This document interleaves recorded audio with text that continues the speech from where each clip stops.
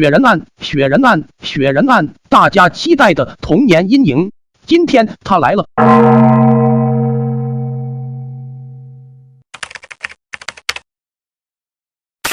早上6点，天空下着鹅毛大雪。这时，女生宿舍的清洁阿姨跟往常一样来到操场上，准备清扫一下地面上的积雪。突然，她看到操场中央有一个雪人，她没有在意，以为是学生堆起来的。随着时间慢慢过去，天亮了，清洁阿姨扫着扫着，突然她发现这个雪人有点奇怪，看模样很像真人，随即就用扫把对着雪人扫了几下。随着积雪的掉落，里面居然是一个人的头颅，吓得清洁阿姨骑着扫把飞快地跑到李阿 Sir 面前说明了情况。李阿 Sir 一听，连忙来到了现场，看到这雪人的模样，李阿 Sir 也是吓了一跳。整个雪人的四肢和头颅身体全是拼接起来的，外面用了一层积雪盖住了，包裹成了一个雪人。随即对下属说，把这些全部带回去检验。由于当天晚上下着鹅毛大雪，很多线索基本上都被大雪覆盖掉了，根本找不到凶手的痕迹和线索，只能把希望寄托在这残肢上面了。最后经过中法医鉴定后发现，这个雪人居然是来自5个人的部位组合起来的，这5人都是女性，年龄在20岁左右。看到这一结果，李阿 Sir 也是大吃一惊。经过几天调查发现，这5个人都是沙雕大学的学生。学校反映说，除了那5个学生，还有一个女学生叫翠花也失踪了，已经几天没有来上课了。但是根据中法医鉴定的结果发现，这5个人当中没有翠花。李阿 Sir 想了想，有可能翠花失踪了，失去了联系，也有可能翠花已经遇害。经过调查发现，翠花只有一个哥哥叫李老板，父母早逝。李老板为了让翠花过上好生活，就拿着全部积蓄开了一家饭馆，独自把翠花养大。李阿 Sir 来到饭馆前面，发现已经关门了。这时有一个人走了过来，说道，你们是来吃饭的吧？别等了，这家老板已经回老家好几天了，不知道什么时候回来。李阿 Sir 说，你是怎么知道的？那人说道，其实也是碰巧，那天早上本来想在这里吃个饭，便看到这家店老板慌慌张张地收拾东西，然后我就问了一下。最后李阿 Sir 了解到地址后，就带人来到了李老板的老家，便看到堂屋中间摆着3个人的照片。这时李老板回过头看着李阿 Sir 说道，你们终于来了，这几天我彻夜难眠，精神都快要崩溃了。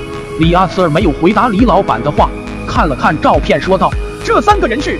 李老板说，我父母和妹妹。李阿 Sir 问道，你妹妹怎么去世的？李老板沉默了片刻说道，她是被车撞死的，开车的是他同一个大学的学生。李阿 Sir 没有说话，就看着他，等待着他继续说下去。李老板如负示众地说，是的，是我杀了他们，但是我不后悔。我觉得作为一个哥哥，保护自己的妹妹是天经地义的事情，只要欺负我妹，就算她跑到天涯海角，我也不会放过她。说完，李老板睁着眼睛看着李阿 Sir。李阿 Sir 看了看李老板，随后叹了一口气，对下属说道，把李老板带回去吧。根据李老板的交代，事情的经过发生在2008年1月18号的晚上。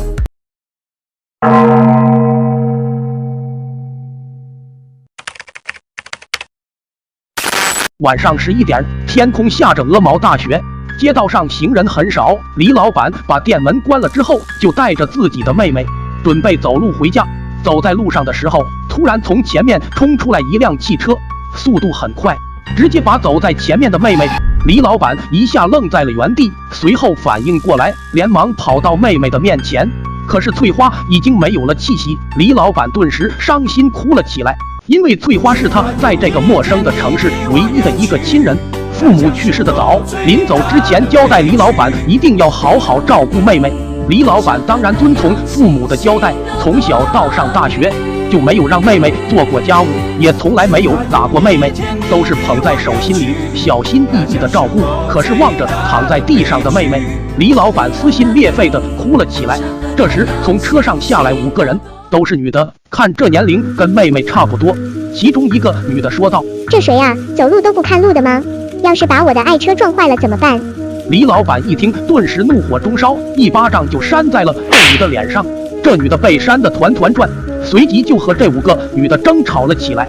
这时这女的一句话彻底让李老板动了杀心，这女的说：“你妹妹没有了气息，那我们也不是故意的啊，谁让她自己走路都不看路？再说了，你不就是要钱吗？要多少，我家里还是赔得起。”其他4个人也都说道：“就是要多少钱，快说。”李老板一听，生气地说道：“你以为有钱可以买一切啊？”没过多久，李老板望着躺在地上的5个人，默默地说了8个字：“犯我妹者，虽远必诛。”随即把这5个人拉到了野外。近晚上1点左右，李老板气喘吁吁地蹲在地上，抽了一根雪茄压压惊，然后看到地上有一个牌子，上面写道：“小梅沙雕大学”几个字。